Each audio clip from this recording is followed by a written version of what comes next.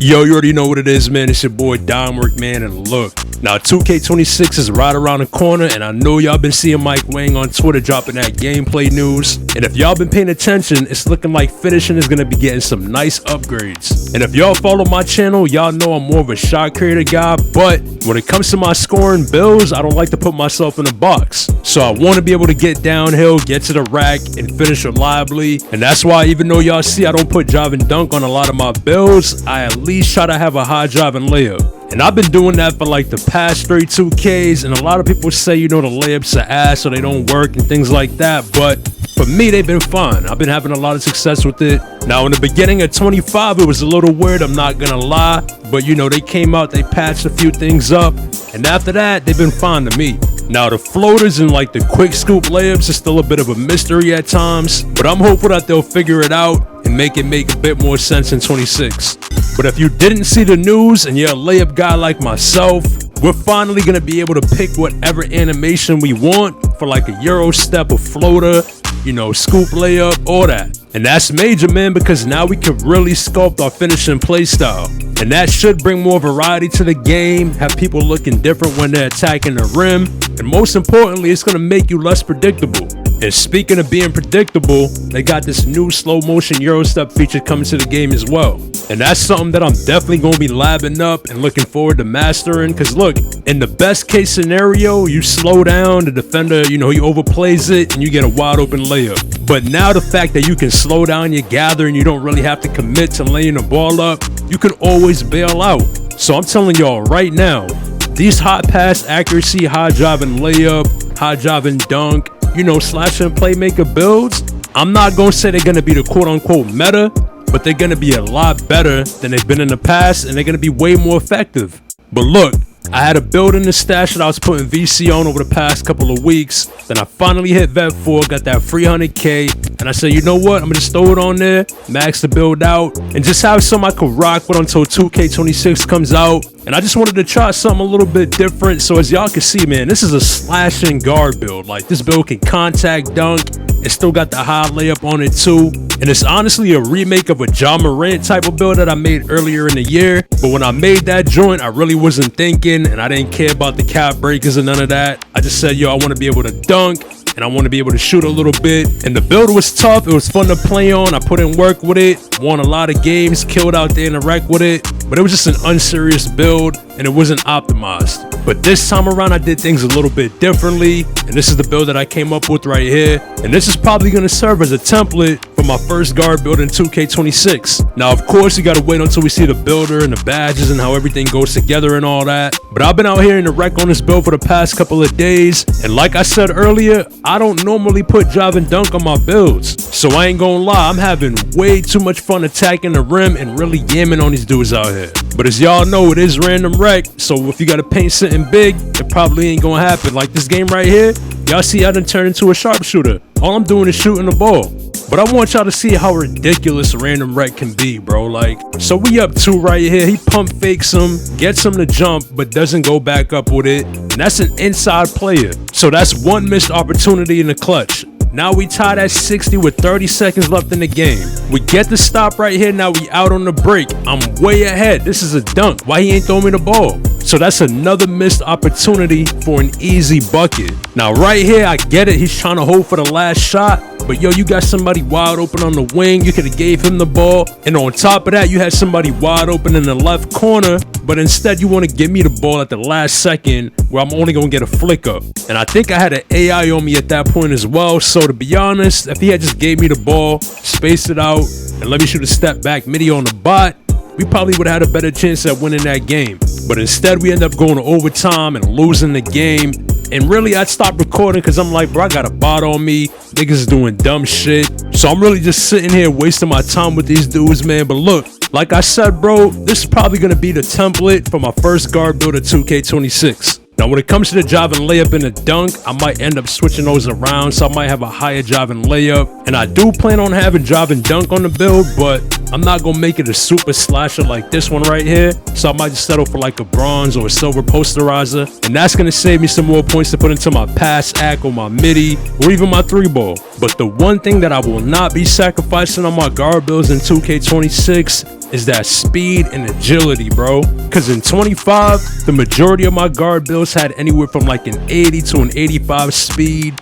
The agility was around the same, somewhere in the 80s, even in the 70s, the high 70s sometimes. And at the end of the day, it'll save you some points. And you know, an 85 speed is not bad by any means.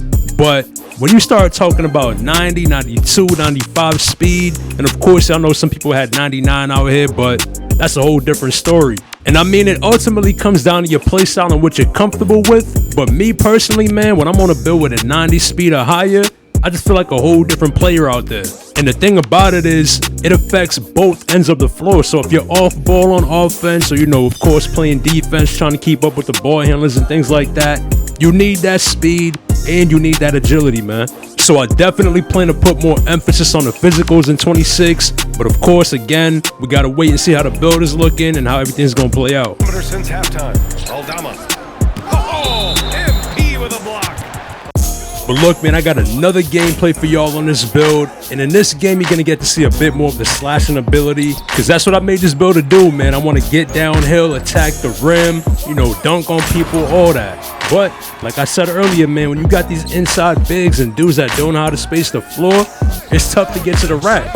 But now we down 8-4, and I cannot stand when dudes do this, man. Like, just give me the ball, bro. Because look, I told y'all in previous videos, anytime they inbound to somebody else, it's damn near always a turnover. And I know y'all seen me wide open on the wing right there. So what made him throw that pass? It's just like bad court vision, bro. But as y'all can see, man, again, I'm playing with another inside big. So even though I beat my man right there a little bit, you know, I had to go to the step back. Because if I go to the rack, I'm probably going to get contested. And look, y'all know I'm not a big fan of inside bigs in a random wreck, but if dudes use their brain and know where to stand on the court, we can definitely make it work. And that's an example of it right there. Y'all see how he's on the opposite side? That's going to make it tough for their big man to really help off, because now if he's going to come over from the other side or the opposite block, my big man's going to be wide open on the other side of the rim for an easy bailout dump off pass. And y'all already know that's going to be an instant standing dunk, and that other big ain't gonna have time to turn around and get back to him. So it ultimately comes down to the IQ of your center, man. Like, yeah, you know, it's better if your big man can shoot, but like I said, bro, if you smart and you know what you're doing on the court, you know where to stand, you know where to be, we could definitely make it work. But right here, we down 5 with about 2 minutes left in the half. And y'all see I'm over here clamping up with a 74 perimeter defense, man. So, like I be telling y'all, it's not the greatest. And, you know, if you really face a real demon, he might cook your shit. But for the most part, you should be straight out here. But he's going to hit big man in the post. And now he's looking around. I'm trying to space the floor out. But I see this little cut open up, so I take it. And like I said, big man got some decent IQ, so he's looking out. He got his eyes open, sees me on the cut. And that's an easy 2. So now we got 20 seconds left in the game. I don't know why I didn't get the ball right there, but it is what it is. But as y'all can see, bro, ends up turning it over. So now we out on the break, or they out on the break. And I got to guard a 3-on-1. And if you ask me, I think I did a pretty good job right there, because I was able to get out to the shooter, get a weak contest. But hey, it's a contest and it makes a difference. And that's another reason why I'm planning on emphasizing speed and all the physicals on my guard builds in 2K26. Because without speed, you just can't make plays like that. And look, right here we down 2, right? He's going to come off this pick and get downhill, and I see that. And peep how I'm fast enough to rotate over there, jump, and get a decent contest and like throw off his layup attempt. And again, that's a combination of the speed and the vert on the build, because this build got an 85 vert. And let me tell y'all, that 85 vert literally gets this build blocks that it should not be getting. I think I got like a 40 block, but I get blocks at the rim, blocks on the perimeter. It's crazy. And that's really the kind of guard build that I want to start 2K26 off with, man. I want a quick, shifty guard with and without the ball. Can play a little bit of defense, get stops. And y'all know I normally start off with like an offensive juggernaut type of joint, but I'm thinking for 2K26, I'm gonna start off with a 2-way. Now, like I said earlier, nothing is set in stone. I'm just brainstorming ideas, because at the end of the day, we haven't seen the builder yet. We don't know what's possible, so I can't say for sure what I'm gonna do, but this is what I'm leaning towards. But we will be seeing the builder this week, so once that's revealed and we see what kind of changes they made, if any, then we'll have a better idea of what kind of builds are going to be possible and how everything's going to be looking out there. But as y'all can see, man, we up 2. 3 minutes left to play in the game. Now he's gonna hit me right here, and y'all can see man's come over to set the pick. So I fake like I'm gonna use it, hop behind the back the other way, and I get him committed to thinking I'm going downhill. And y'all see, man, that step back jumper, that's all day. And it's shots like that where I be telling y'all, man, I cannot make a guard build that does not have a midi on it. Forget a guard build, any build, I cannot do it. Now Shaq's selling this right here, but he ends up getting his own board and putting it back, so I can't complain, man. So we up 61-55 with 1:30 left in the game. Now they get an open look right there, end up smoking it. So now we out on a break. Now peep, I'm in the corner wide open. I don't know what's going on. Shaq open now, wide open in the paint, everything late. I don't know why my dude's trying to run the clock down. Like, yo, bro, I get it. We got the lead. We want to burn the clock a little bit.